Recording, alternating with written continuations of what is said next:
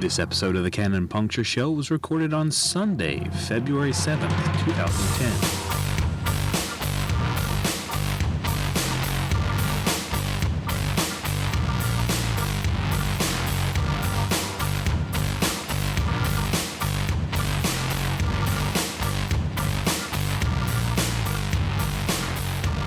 Hey everybody, this is Rich Rogers, the Canon Puncture Show. Welcome back. This is another one of our episodes of Game Advocates, and I am happy to bring on to the show Ryan Stoughton, creator of E6 and supposedly the majestic disciple of In a Wicked Age. Welcome to the show, Ryan. Thanks. It's great to be on. Great. And I'm feeling majestic right now. Excellent. Well, brought you on to talk a little bit about In a Wicked Age. What is this game? In a Wicked Age is its sort of headliner thing is that it's a zero prep role-playing game where heroes, princes, gods, and ordinary people are all mixing it up in this period of time where things are very volatile, where an ambitious person could become a king if they have they pick up a sword and they've got the will and they have a little bit of luck and the right kind of cunning. Like it's a kind of age where a lot can go on. And each session is like a chapter. So you play these different chapters all set in this Wicked Age. Well, what makes In a Wicked Age different? First of all, you don't need to do any prep before the game. You need to read the book. I mean, somebody's going to be bringing the book, and they should know the rules as well as you can from reading the book.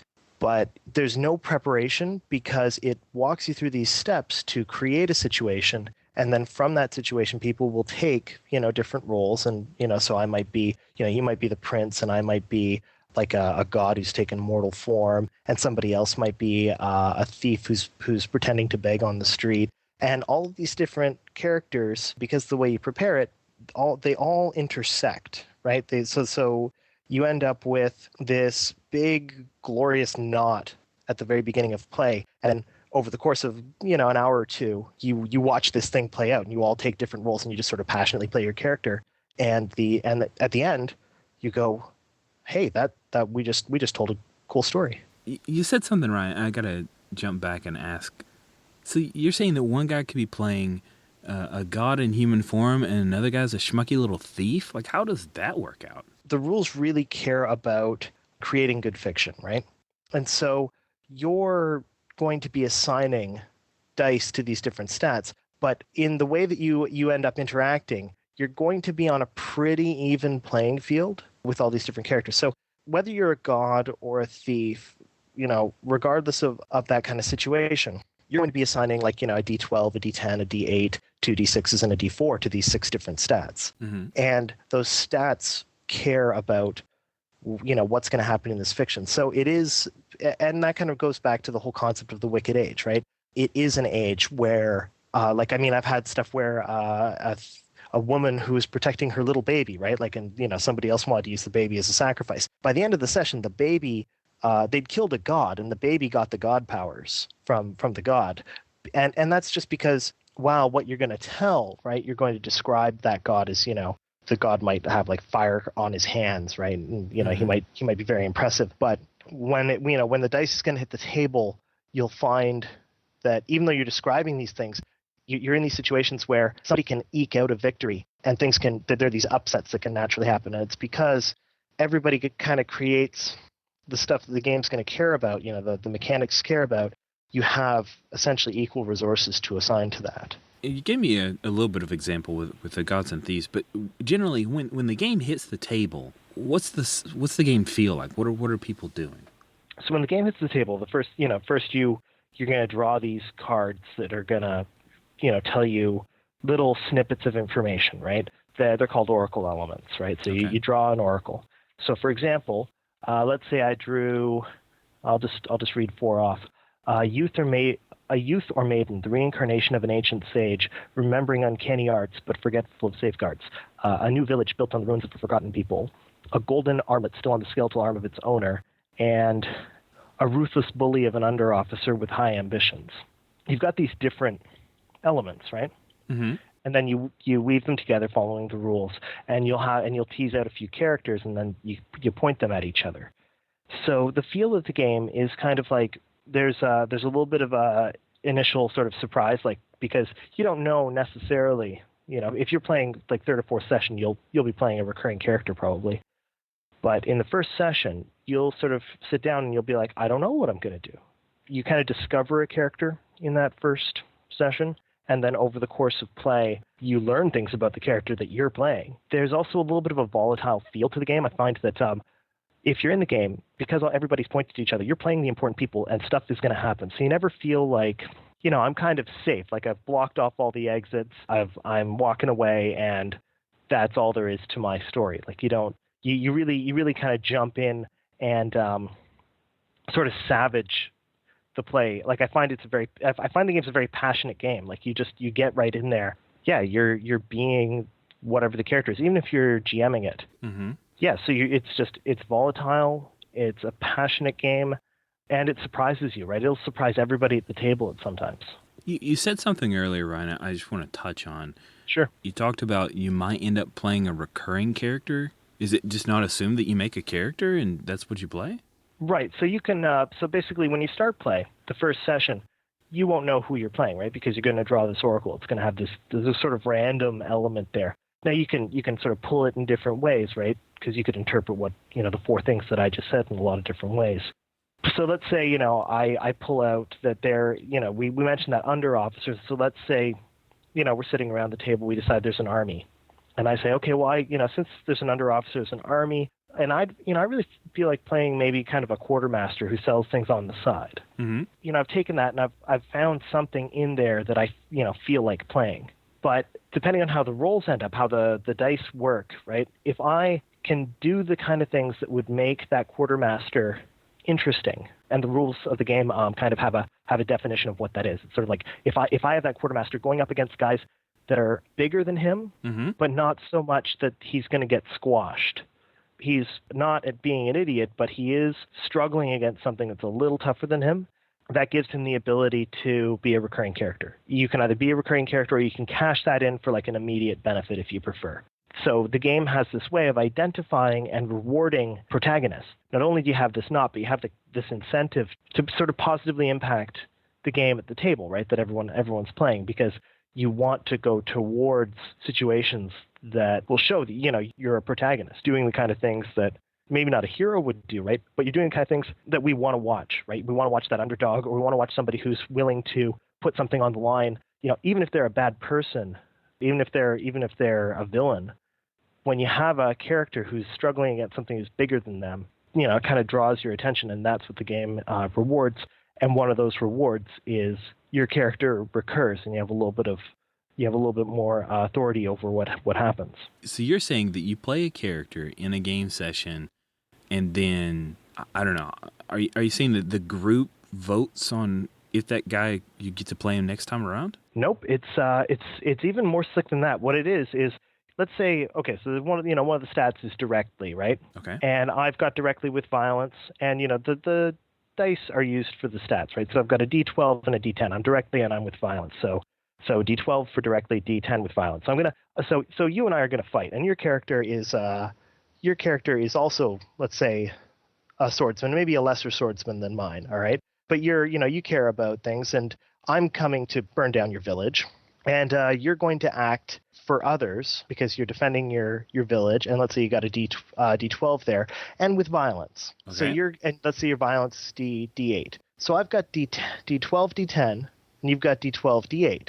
Okay. My dice are better than yours, so I'm a little bit more likely to win. Not a whole ton more likely to win, right? Just a little bit. But because that I have that advantage, when we fight, right after the first round of a conflict or of an action sequence, they call them in the game. Mm-hmm. Right after that first round of the action sequence, as long as I don't smoke you out of the game, you're going to go on something called the WEO list. And the WEO list is a record of basically who's been going up against bigger opposition. And later on in the game, you can cross your name off the O list, and then that gives you a pretty big advantage in the dice. Or at the beginning of the following session, you look and you see who's at the top of the O list, and that person, that character, is automatically in the new chapter. And that person, instead of having to draw all of the oracle elements, they actually get to choose one. They just they go through the book and they they pick one out. They're like, I'd really like to see like a story where we've got a conjurer possessed by spirits of uncivil character. Because remember how we talked about I had that crazy uncle? Like we made some offhand remark. I really want to have my character in this game, and then we'll also have this conjurer who's my crazy uncle who's possessed by these evil spirits. You have that little extra edge, and then you draw the other 3 cards, and everybody starts to take things, and you head off from there. And so what you do is, so basically the game does 2 things for you, right? On one hand, it's doing the prep for you. It does that one shot. Like I find one shots of it play very smoothly, but when you start playing like session after session after session, that's when it really takes off, because the game it's saying, hey, I'm interested in this guy. Because remember when this guy went up against that, that like 2-headed dragon? That was pretty cool. Now he got smoked. Well, not completely smoked, but he didn't win, right? He didn't manage to get to the dragon's treasure. Some other king came along and stole it. But what happened to that guy, right? What happened next to him, or where did that guy come from, right? Because you can play out of order if you want. You can do flashbacks and things like that. Right. So it's a pretty sweet system because it gives you the tools you need to get to play, right? But it also has this like sort of baked in sense of, what's important, like what's going to entertain us. We want to see characters that we're going to be entertained, right? If characters go up against big opposition, we're going to be entertained if opposition is like trying to push its will down on other characters, but we're going to be more interested in the characters that are the underdogs, right? Like it's just, you have this natural inclination to kind of to follow them. And so because that's baked into the, you wouldn't call them combat, like it's all the conflict rules, right? Right. Because it's baked into that, you have this recurrent feeling, right? You get this momentum into the next game and the next game and the next game, where you start to discover things about the character that you didn't know before. Can I tell about like a game thing that happened in one of my sessions? Yeah. Please do, please. We had this character Duana, played by my friend Emma, and Duana was the queen mother. The king was a 10-year-old boy. His father had been murdered years before, and Duana, she, the character, Emma kind of liked the character. She played her very well, and the situation she got into, where there were assassins that managed to get into this inner, this sort of plush inner chamber, and these assassins were there to kill them, and Duana puts herself in the way of these swordsmen, and because she has, she's skilled, she has a high dice in with love, but she's terrible when it comes to like violence or directly things like that. She gets cut, and based on the dice of the opposition and so forth, she gets on the O list a couple times. Her character survives, but when her turn came back up on the O list, we decided to play something that was like 10 years before, and it was actually, I guess, 11 years before. Emma thought Duana was pretty great, but she found her to be a little bit one-sided, right? She was just playing a mother, right? Like a mother protecting her child. Then they played like 11 years earlier when Duana was basically just a girl who was just gotten pregnant with the boy who would be King Natan later. Mm-hmm. And you saw her relationship with the previous prince, and a couple of things that she had to do, and some of the stressors, because her noble family wasn't quite high enough ranking, and she had to do a little bit of maneuvering and even a little bit of manipulating to protect herself. Ultimately, that meant that she was also protecting her child, but that wasn't really as on her radar at that point. Mm-hmm. And so what happened was Emma kind of fell in love with the character in that second session, because in the first session, she was just doing what she felt was like sort of a natural, what a mother would do, regardless of what her station in life was, right? Right. But in that second session, she found herself doing things. She was more active, and she really pushed the game in a couple of different directions with the other NPCs.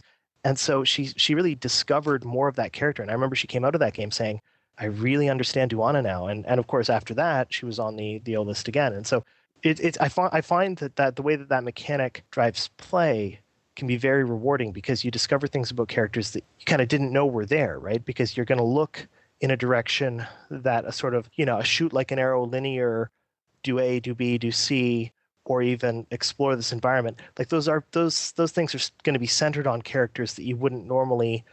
It's going to be centered on similar characters and similar conflicts all the time. Whereas in a Wicked Age kind of pushes you to say, hey, what's her story, right? And what's what's that guy's story? Here's this horrible old guy, right? That we all just hate. But by this point, he's not around. How did he go down, right? Did he get what he wanted in the end, or did he get what was coming to him? You get tastes of those in the early sessions, and then as you play on, you get to see those things resolve. And it really lights kind of a fire in you when you start to see these different threads intersecting, and when you get to see that there's more depth than you really thought in the first place to a particular character, even if it's yours.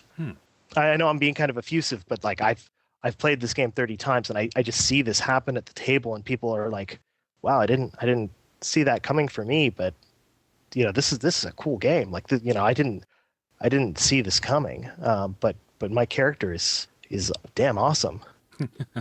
Well, okay. So I'm listening to you talk about the setting. It's kind of a swords and sorcery, Dark Ages kind of setting, and you're talking about switching around and playing different characters at times, and that you've got what feels like, at least station-wise or from most viewpoints, really characters that are of different levels, like queens and gods and beggars and the like. So why wouldn't I try to play this kind of thing with something like Ars Magica? Oh, you threw me a curveball there. I get why you'd like sort of start to think that way, but first of all, remember that there's no, first of all, this thing is going to deliver faster than Ars Magica does. Okay. Right? Because there's no prep, right? You get to the table and you sort of create it all together. You don't have to, there's no disconnect between one player and the next based on who's read how much of the book.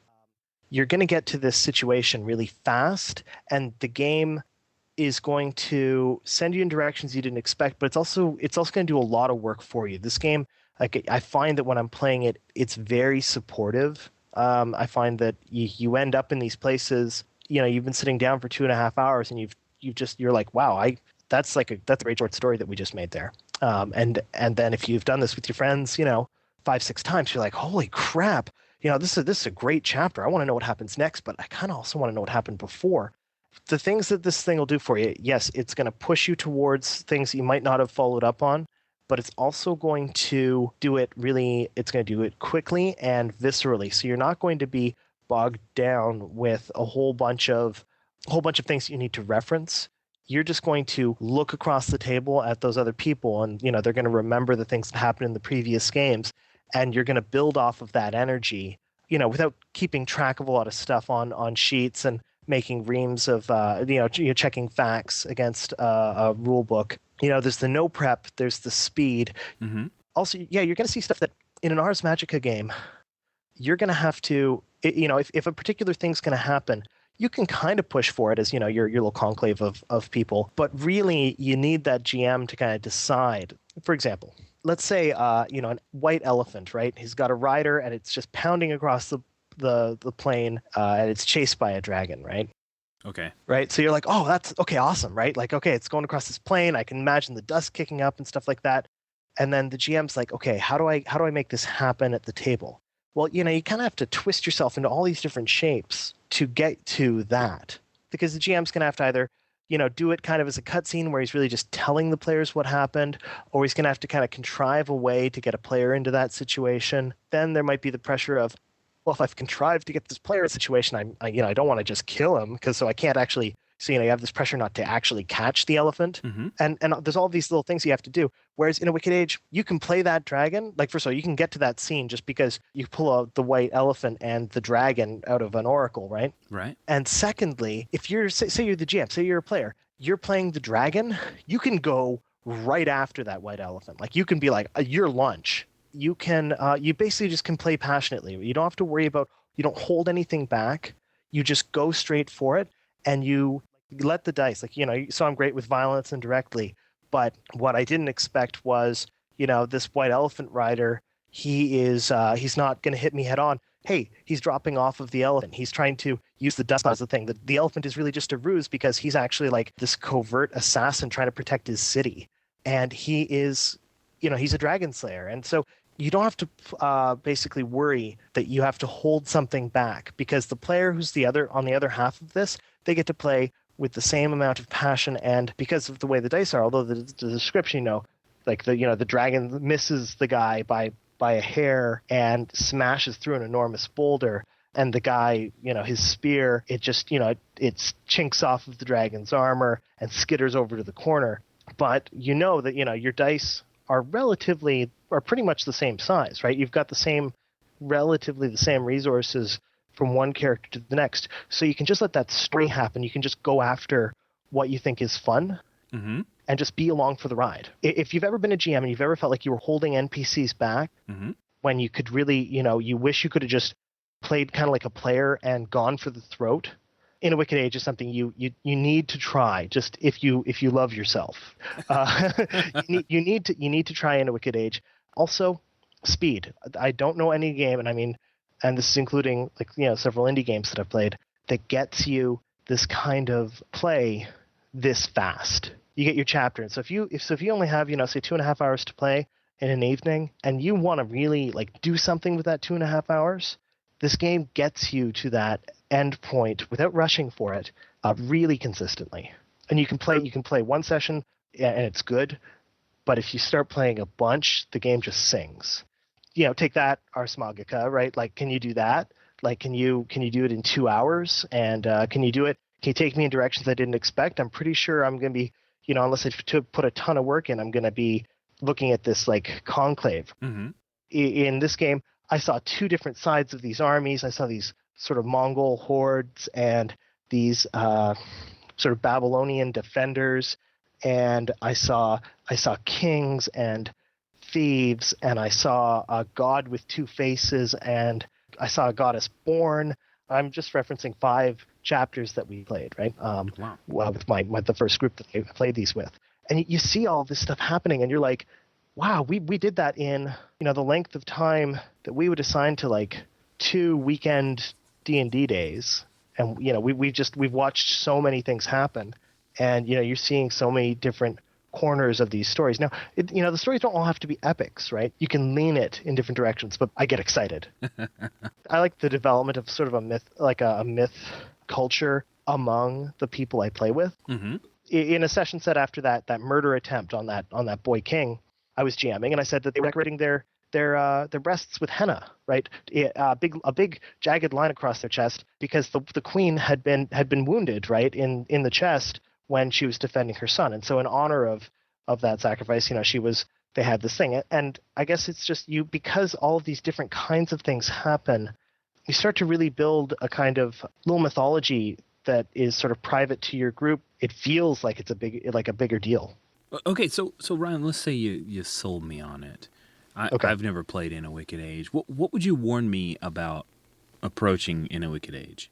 So the first thing I would warn you, I remember one of the first times I played with one of my old gaming friends, Xiaopu. She said, we were halfway through the game, the barbarian hordes were about to arrive. They were making the sea landing into this city. There was betrayal, and there was a demon chained underneath this city that was influencing things that were happening in the harbor. The mayor-elected defender of the city had already been compromised. She said, she stopped me, and she was like, everybody's going to turn on each other. So you have to emphasize, right? The players, sometimes you're not going to be a good guy. Even more, the players are going to be mixing it up, right? So that's the first thing, is if you want a game where you and your friends work together towards a common goal, that may happen in A Wicked Age. I've seen it happen in some pretty cool ways. But it's more likely you're going to have this crossing and this big knot of interest that's going to intersect, and you're going to be in conflict with other players, right? It's not personal, just like you're fighting the GM's monster. You might be fighting another player's character, but you do play, and that's what you do. So if that's a big whoa, just headline with that if you're thinking of introducing this to new players that might not be familiar with that idea that players can conflict. Okay. Read the whole book. Make sure if you're the one who's bringing this to the group, make sure you get how the dice work. Make sure that that challenge answer isn't the same thing as winning and losing. There's little intricacies of the dice mechanics that'll happen if you treat it like Vincent Baker sits down next to you, and this is what he says. And at the end of the conversation, 24-ish pages later, you know how to play In a Wicked Age. Oh, there's one other thing to watch for. In A Wicked Age, it's kind of physical. There's a lot of ways you can use the conflict resolution mechanics, the action sequences, but It is a game, just like if you played a game of D&D, right? Mm-hmm. You choose to play a blind, deaf beggar chained to a rock. That's going to limit your options a bit. Right.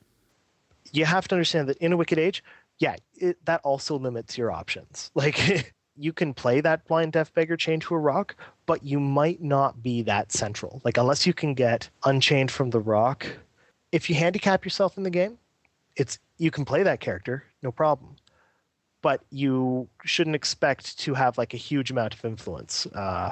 There's ways to handicap yourself basically by setting yourself up not to be able to do anything. And if you do that, you don't just instantly get to do stuff. Like in Primetime Adventures, you might be, Primetime Adventures are games where there's like stake setting. Mm-hmm. You might be able to set the stakes that you slip out of your cuffs or something like that. You can still move in that direction, but you can't sort of force it with the dice the way that you would. So I'm just saying that just don't handicap yourself the first time and expect to be mixing it up in the way that I just described, like gods and kings and stuff, like stabbing each other in the eye and, wrestling down the steps of the ziggurat and things like that. Like it's just something to be aware of. Now, other than you mentioned PvP as possibly being a warning, why do people hate In a Wicked Age? The game is written like a conversation. It's a very conversational style. And if you think of it that way, I find a lot of people's issues with the text just disappear. The second thing is, like, if you really like using things to tactical advantage and positioning yourself such that, you're going to have this overwhelming advantage when it comes to when the dice hit the table, and how D&D is like this, you smoke the orcs out and you have like a thing set up so that it just skewers them all as they step out of the dungeon. Right. In a Wicked Age doesn't raise those kind of details up, right? It says, yeah, there's going to be a fight, and something's going to happen. You don't have a lot of tactical maneuvering that way. If you want to be clever, right? You want to maneuver in the game. You have to approach it like almost in a story kind of way. Like you're playing the character. You're not thinking story, but you're yourself. Okay, all right. I'm Perseus. I've got to kill the Medusa. I think I'm gonna need some kind of godly help, right? So is there something I can do for a god? Oh yeah, there's a god over there, and he's ticked at that other god. I think I might be able to get some help. Yeah, that's how I'm gonna go about it.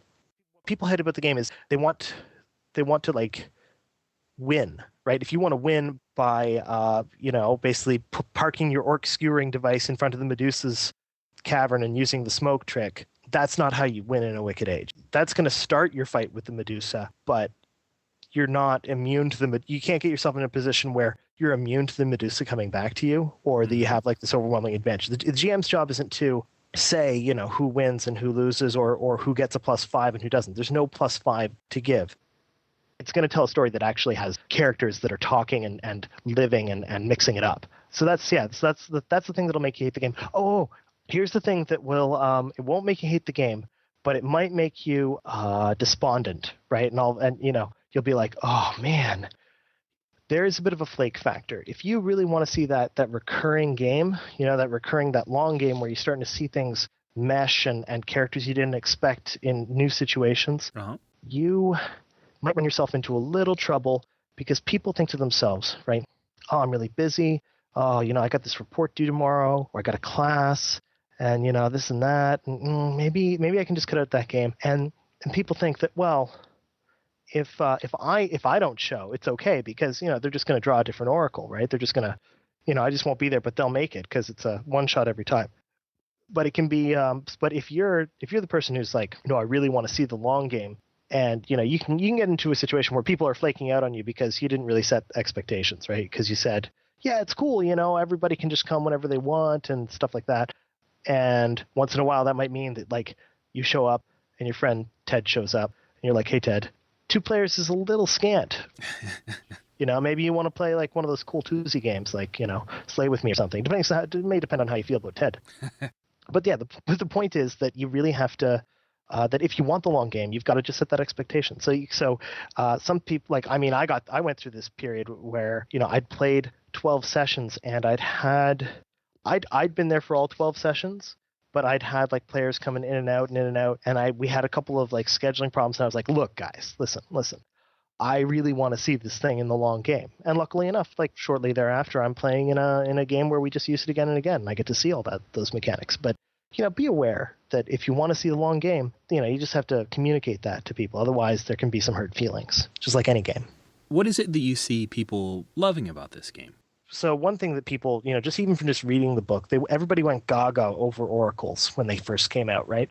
Because they're a random table, you pull out 4 elements, and all of a sudden you've got like what looks like the beginning of a story. And people went gaga over that. So everybody and their dog started writing oracles, right? And Abulafia, like randomgenerator.com, is just full of oracles, right? And I wrote some too, and they're just fun to write.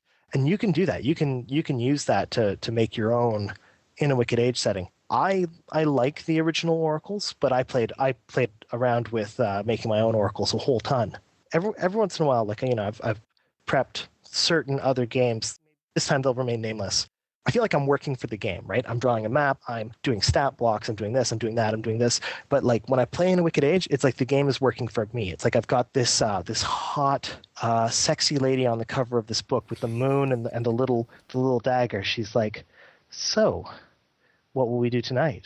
And I'm like, "Oh, listen, I'm a married man, but but I'd love to have you at my role-playing game." It's just, as opposed to sometimes, you're playing a game and you're making like, 14th level dragon that has a couple of levels of something tacked on, but then you need this template and things.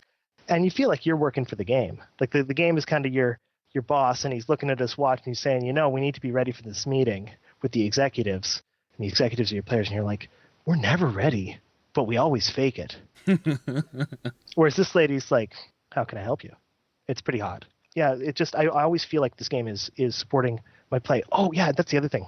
Not a lot of people make this connection, but the video game Final Fantasy VI, right? I was like 12 years old when it came out, and it just knocked my socks off. And that game, you play these characters, right? You'll play one character for a little while, and then another character will be introduced, and you can play this other character for a little while, and another character's introduced, and it all starts to build into this big, huge story, and you're like, you mostly play in order, but every once in a while there's a flashback where you're playing somebody in the past.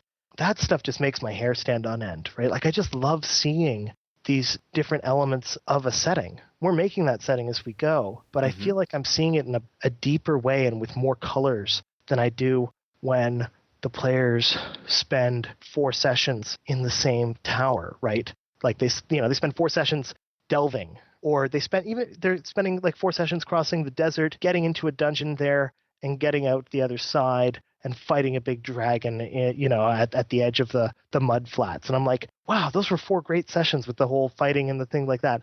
But you're just not, this game opens your mind. Like this game, you see the setting in ways, and the setting, I don't care about any particular setting, right? I'm saying the setting that you make with the players, the thing that you could say shared imagined space, if you like that kind of term. But you get to see that sort of private world that you've got with your players from angles that you've never seen before. And I just find that completely wild, right? It makes my hair stand on end. Ryan, I really appreciate you taking some time to share with me and advocate for In a Wicked Age. Yeah, I've loved the game a lot, so I'll talk to you later. We had such potential, such promise.